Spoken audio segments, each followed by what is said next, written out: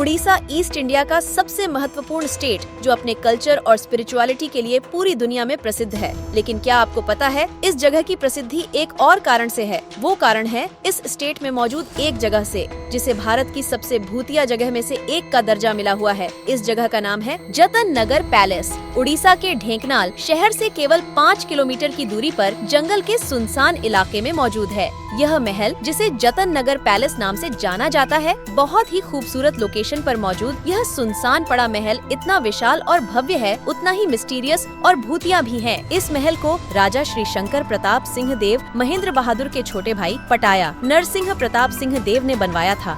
कमरों वाले इस आलीशान महल को उन्होंने अपनी रानी जनता देवी के लिए बनवाया था, इसीलिए इसका नाम जतन पैलेस रखा गया। एक पहाड़ के टॉप पर बनाया महल देखने में बहुत ही खूबसूरत है, लेकिन इसकी असली पहचान इस जगह की खूबसूरती नहीं, बल्कि यहाँ का डरावना इतिहास है। और वह कहानी है जो यहाँ के लोग सदियों से सुनते और सुनाते आ रहे हैं। कहा जाता है कि यहाँ के राजा श्री शंकर प्रताप सिंह देव महेंद्र बहादुर कौशल और बेहद उदार राजा थे, जो अपनी प्रजा के हित में ही काम किया करते थे। उनके शासन में हर एक नागरिक खुशी से जिया करता था। लेकिन राजा के इंग्लैंड चले जाने के बाद यहाँ की गद्दी राजा के छोटे भाई पटाया नरसिंह प्रताप सिंह देव को मिल गई, जो कि बहुत ही क्रूर शासक था। नरसिंह प्रताप ने शासन संभालते ही यहाँ के लोगों पर अत्याचार करना शुरू कर दिया और इसी शासन काल में उसने इस महल को बनवाने की शुरुआत की। लेकिन इस महल को बनवाने के लिए राजा ने हजारों बंधुआ मजदूरों को काम पर लगाया और यहाँ काम के लिए गए हाथी, घोड़े और अन्य जानवरों से भी उनकी क्षमता से ज्यादा काम करवाया जाता था। इसी की वजह से यहाँ काम करने वालों की असमय मौत होने लगी। जब कोई मजदूर इंसान या जानवर काम कर करके मर जाते तो राजा उनकी बॉडी को पास ही के जंगलों में फेंकवा देता था, ताकि उसे जंगली जानवर खा जाए। अपनी इन्हीं क्रूरतापूर्ण कामों की वजह से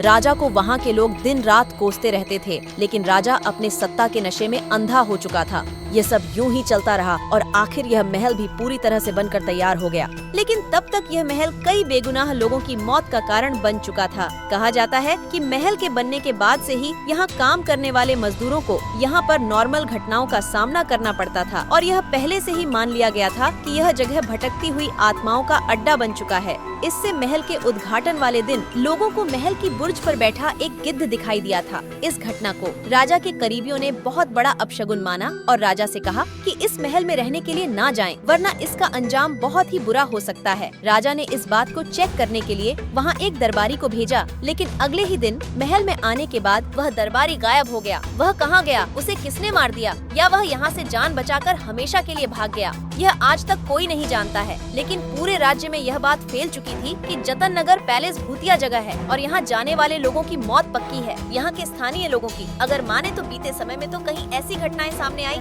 यहाँ आने वाले लोगों को यहाँ मौजूद आत्माओं से सामना करना पड़ा था और उनमें से कई लोग वापस तक नहीं लौटे। यहाँ का असली सच क्या है, यह तो आज भी एक मिस्ट्री है। अगर आपको यह वीडियो पसंद आई हो तो वीडियो को एक लाइक जरूर करें और चैनल को सब्सक्राइब कर लें।